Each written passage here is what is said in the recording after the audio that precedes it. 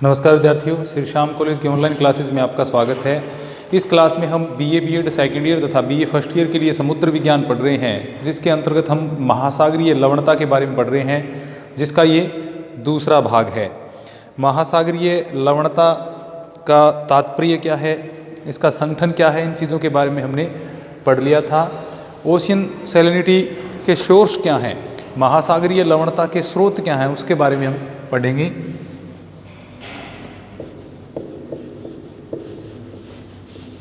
लवणता के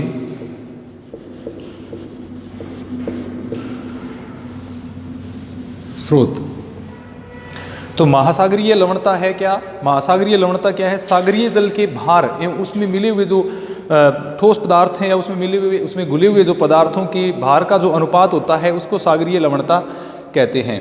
अब सागरीय लवणता में जैसे sodium chloride, magnesium sulphate, calcium sulphate, potassium sulphate और कैल्शियम कार्बोनेट आदि लवण हैं वो इसमें देखने को मिलते हैं। आदि लवणों का संगठन इसमें पाया जाता है।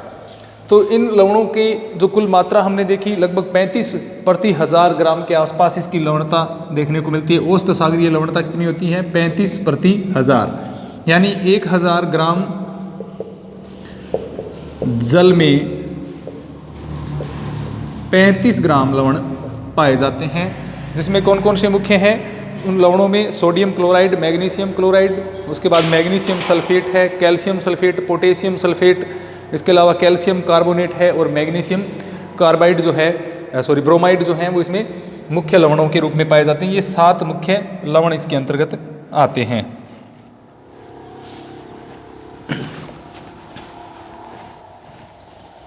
तो ये 7 प्रमुख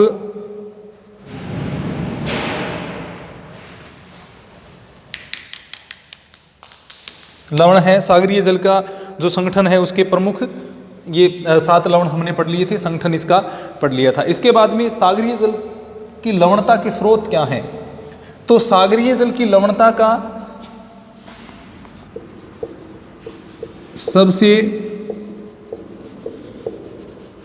प्रमुख स्रोत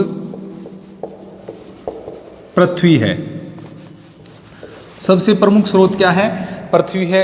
जैसे कि मुख्य स्रोत पृथ्वी, प्रारंभ में जब पृथ्वी की उत्पत्ति हुई थी और जो प्रथम ठोस पपड़ी का निर्माण हुआ था, पृथ्वी की उत्पत्ति के बाद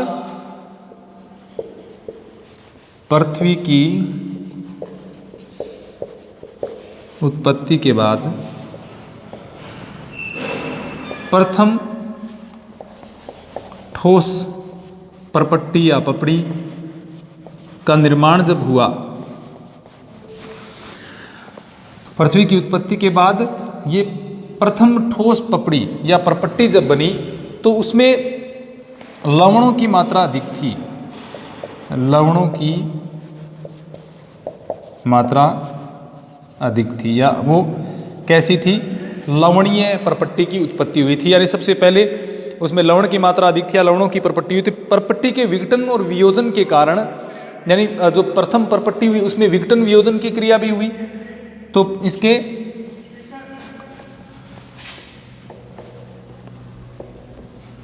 विघटन एवं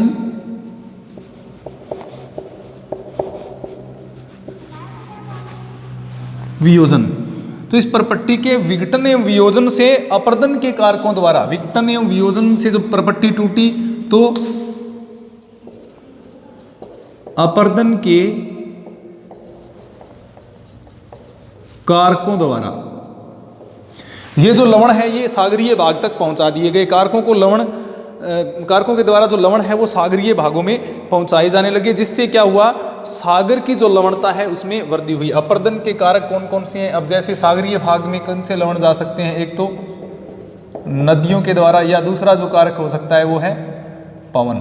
तो इन कारकों के द्वारा क्या है? सागरीय भाग में लवण में वृद्धि होनी। अपर्दन के कारकों के द्वारा इसे कहां पहुंचाया गया? द्वारा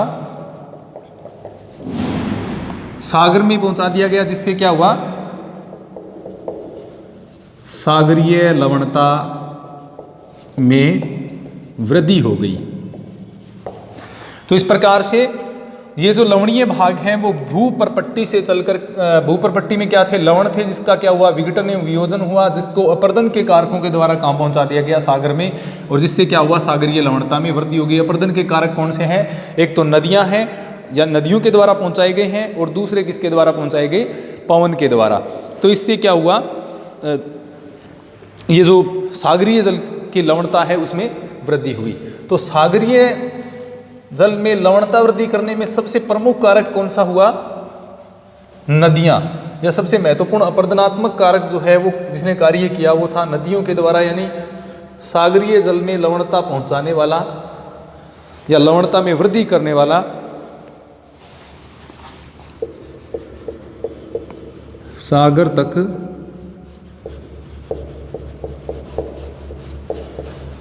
लवणों को पहुंचाने वाला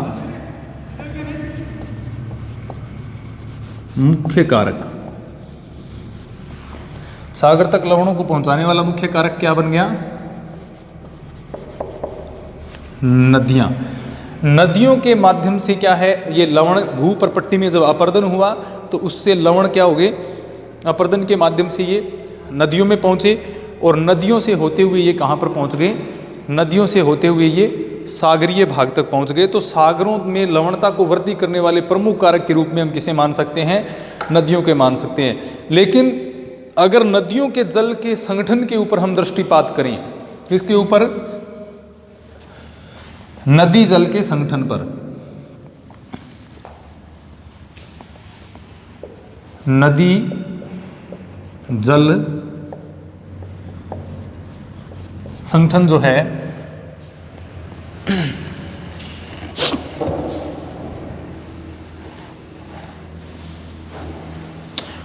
तो नदी जल संगठन के ऊपर हम अगर दृष्टिपात करते हैं तो उससे क्या होता है, उससे पता चलता है कि सागरीय जल के लवणों में और नदी जल के जो लवण हैं उनमें पर्याप्त भिन्नता देखने को मिलती है। दृष्टिपात किया जाए तो सागर जल का संगठन और नदी जल का संगठन है वो एक दूसरे से भिन्न मिलता है। अब नदियों के द्वारा जो लाए गए लवण हैं उनमें कैल्शियम की मात्रा ज़्यादा होती है। नदी जल में क्या होता है, कैल्शियम की मात्रा होगी अधिक, जबकि सागरीय जल में अधिक क्या है, सोडियम क्लोराइड की अधिकता पाई जाती है।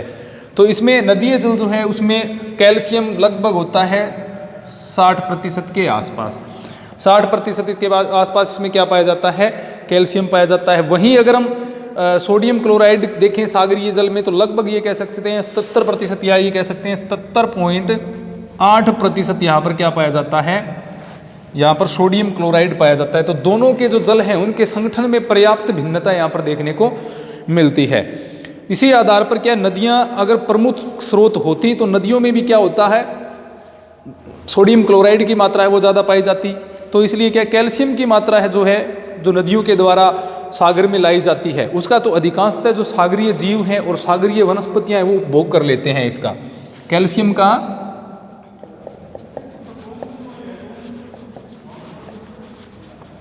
सागरीय जीव एवं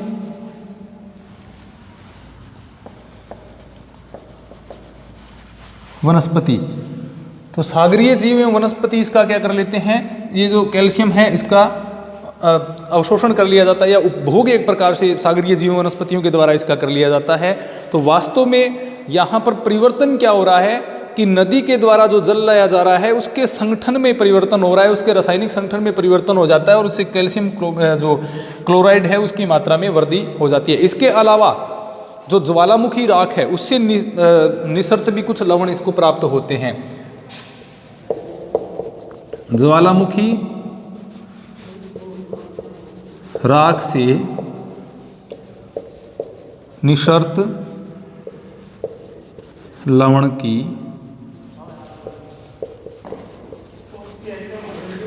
प्राप्ति होती है।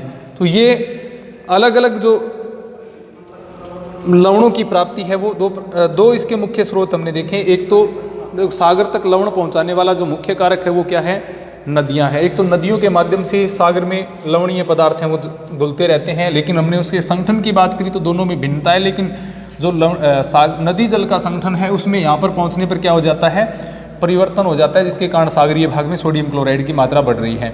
इसके बाद में ज्वालामुखी राख से कुछ मात्रा में लवणों की प्राप्ति होती है। तो ये कह सकते हैं पृथ्वी ही इसकी लवणता का प्रमुख स्रोत है।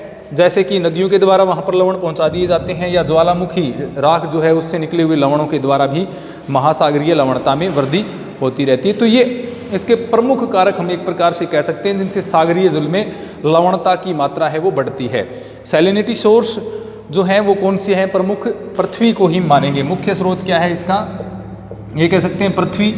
या कारक के रूप में पूछा जाए तो क्या हो जाएंगी, अपर्दन के कारक में नदियाँ, इसके अलावा पौने भी कहीं ना कहीं थोड़ा बहुत योगदान है वो लवणों को सागरों तक पहुंचाने में करती हैं। तो ये हो गए प्रमुख स्रोत। अब सागरीय लवणता को नियंत्रित करने वाले कारकों के बारे में हम पढ़ते हैं। कौन कौन से ऐसे कारक हैं जो सागरीय लवणता को नियंत्रित करते हैं। तो प्रमुख स्रोतों में, कारकों में अगर पूछा जाए अपर्दन के कारकों में, तो नदियां हैं और पौने हैं। प्रमुख स्रोतों में पृथ्वी से ही ये लवण प्राप्त हो रहे हैं, चाहे वो नदियों के माध्यम से आ रहे हों या ज्वालामुखी स्रोत के माध्यम से ही आ रहे हों। इसके बाद में अगला जो पॉइंट है वो है सागरीय लवणता के नियंत्रक कारक।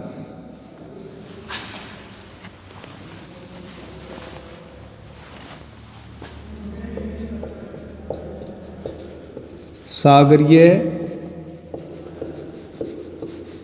लवणता को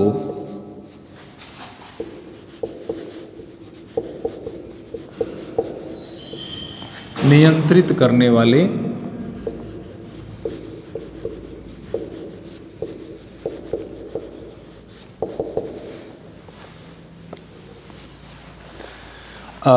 ये कह सकते हैं नियंत्रित करने वाले या कारक या कंट्रोलिंग फैक्टर, इनको कह सकते हैं controlling factors of ocean salinity, सागरीय लवणता को प्रभावित नियंत्रित करने वाले कारक। अब जैसे कि एक महासागर से दूसरे महासागर में हम जाते हैं तो लवणता की मात्रा में भिन्नता देखने को मिलती है। एक महासागर से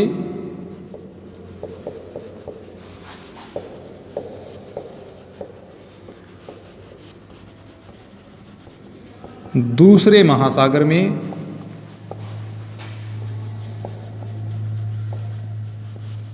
लवणता में भिन्नता देखने को मिलती है। एक महासागर से दूसरे महासागर में जाएंगे, जैसे अटलांटिक ओशन में लवणता का प्रतिशत है वो प्रति 1000 ग्राम में अलग मिलेगी, हिंद महासागर में थोड़ी अलग है, प्रशांत महासागर में अलग है। तो ये सभी में अलग अलग लवणता है वो देखने को मिलती है। एक तो ये कारक होता है। अब इतना ही नहीं, हम क्या एक सागर, एक ही महासागर के, एक महासागर के विभिन्न भागों में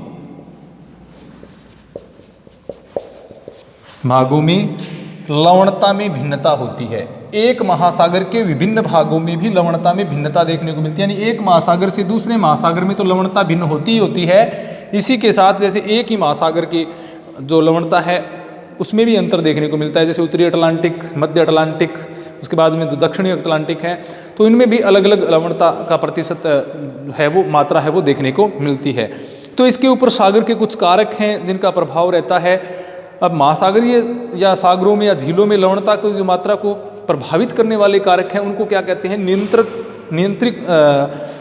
नियंत्रित करने वाले कारक या नियंत्रणकर्ता उनको कह सकते हैं, नियंत्रक कारक उनको कह सकते हैं, कंट्रोलिंग फैक्टर उनको कह सकते हैं। तो कंट्रोलिंग फैक्टर कौन कौन से हैं उनके बारे में, जैसे कि वाष्पीकरण है, वर्षा है, नदी जल का आगमन है, इसके अलावा सागरीय धाराएं हैं, लहरें हैं, ये प्रमुख कारक हैं जो कि महासागरीय लवणता को प्रभावित एवं नियंत्रित करते हैं। तो सबसे पहला कारक है वर्षा एवं वाष्पीकरण। तो सबसे पहले कारक आ जाएगा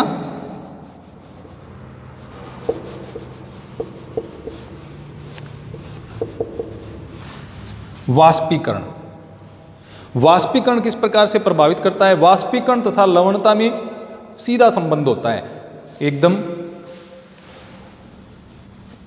सीधा संबंध। किस प्रकार से है कि जितना ही वाष्पीकरण तीव्र होगा या अधिक होगा, जो लवणता है वो भी उतनी ही बढ़ती है। तो ये सीधा संबंध हो गया वाष्पीकरण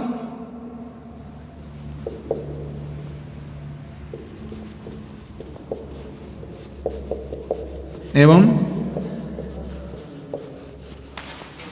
लवणता में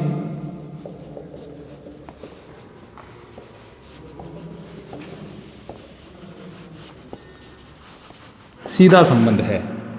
वाष्पीकरण जितना अधिक एवं तीव्र होगा,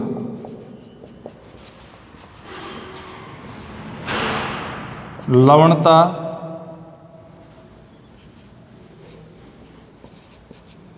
उतनी ही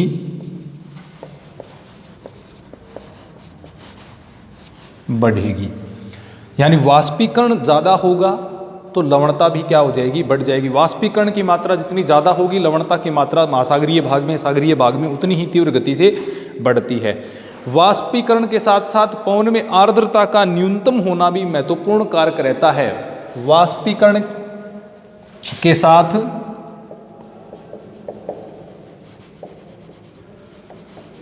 पवनों में आर्द्रता का न्यून होना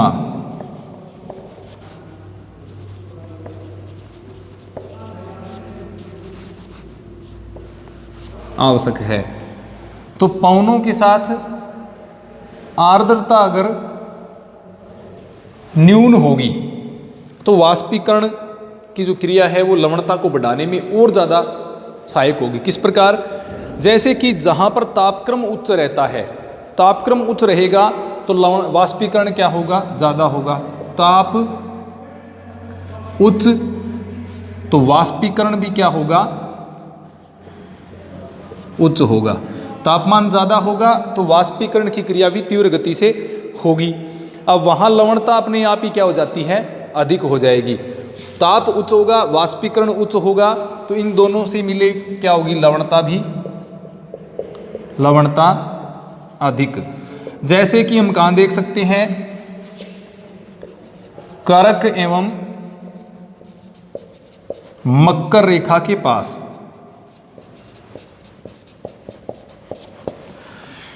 करक एवं मकर रेखा के पास में तापमान उच्च रहता है, वाष्पीकरण अधिक होता है, इसी कारण वहां पर लवणता भी ज़्यादा पाई जाती है। इसके विपरीत जैसे कि हम देखें भूमध्य रेखा वाला जो क्षेत्र है, अब ये जो बात हमने पहले पढ़ी थी कि पवनों में आर्द्रता का न्यून होना भी आवश्यक है। अब देखते हैं दूसरी बात जो है कि भूमध्य रेखा के पास,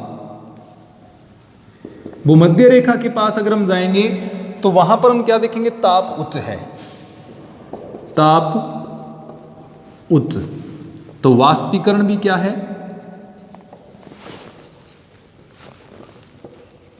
ताप उच्च है, वाष्पीकरण भी उच्च है, तो लवणता क्या होनी चाहिए थी, अधिक।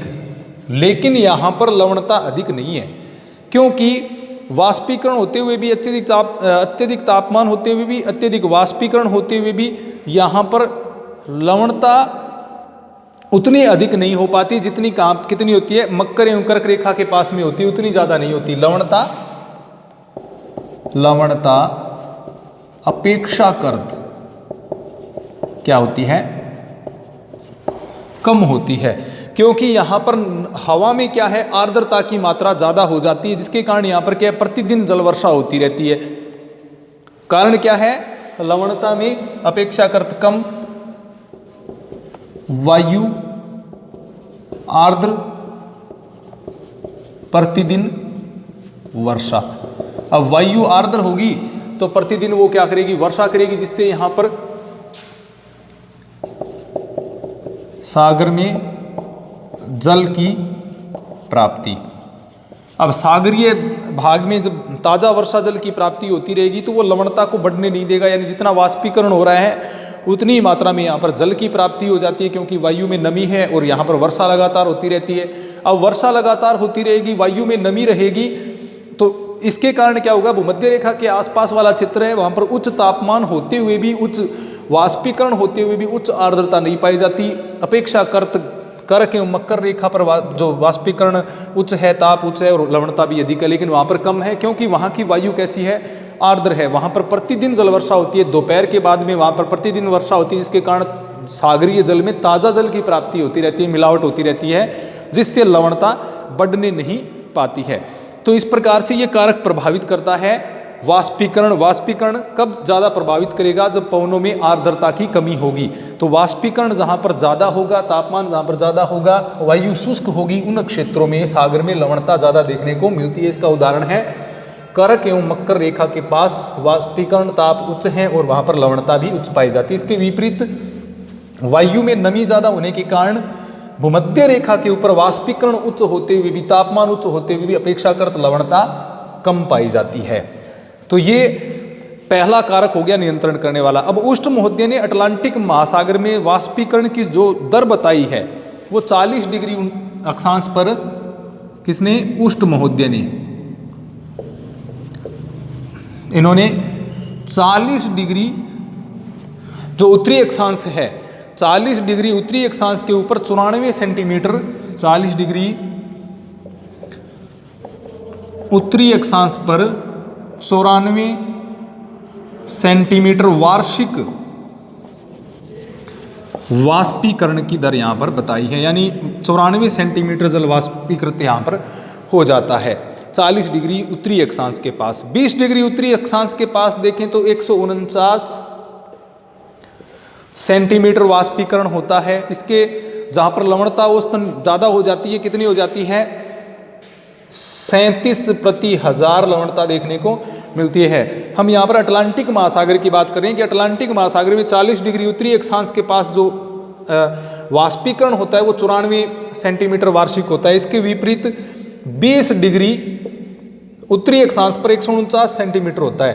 तो वहाँ पर लवणता बढ़ करके कितनी हो जाती है, 37 प्रति हजार, 35 से लेकर के कितनी हो जाती है, 37 प्रति हजार।